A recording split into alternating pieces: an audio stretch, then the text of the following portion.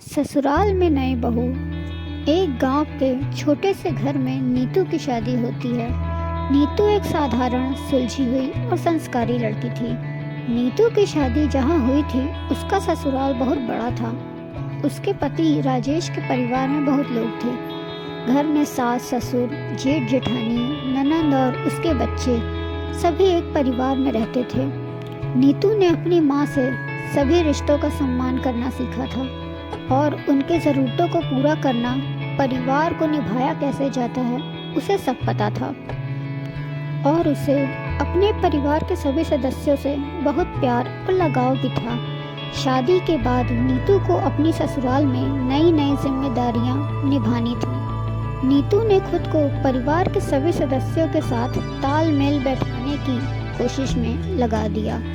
नीतू के ससुराल में सबसे बड़ी चुनौती उसकी सास से थी। नीतू की सास बहुत ही कठोर स्वभाव की महिला थी और हर काम में खामी निकालना, बहू में दोष निकालना उनका शौक था। नीतू ने हर रोज़ नए नए तरीक़ों से अपनी सास को खुश करने की कोशिश की। वो रोज़ सुबह सबसे पहले उठकर पूजा करती, फिर घर का सारा काम काज निपटाती।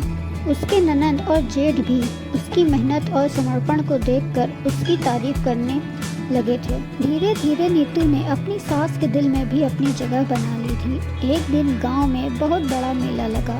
नीतू का बड़ा मन था कि वो मेले में जाए, लेकिन नीतू की सास ने उसे मेले में जाने से मना कर दिया, क्योंकि उन्हें लगा कि नीतू का मेले में जाना ठीक नहीं है। नीतू ने बिना किसी शिकायत के उनकी बात मान ली, लेकिन नीतू की ननंद ने यह बात देखी और उसने अपनी माँ को समझाने की कोशिश की कि नीतू कितनी मेहनत करती है और उसे भी कुछ समय के लिए खुशी मनाने का अधिकार है। ये बात सुनकर नीतू की सास को एहसास हुआ कि उन्होंने नीतू के साथ कठोरता दिखाई है।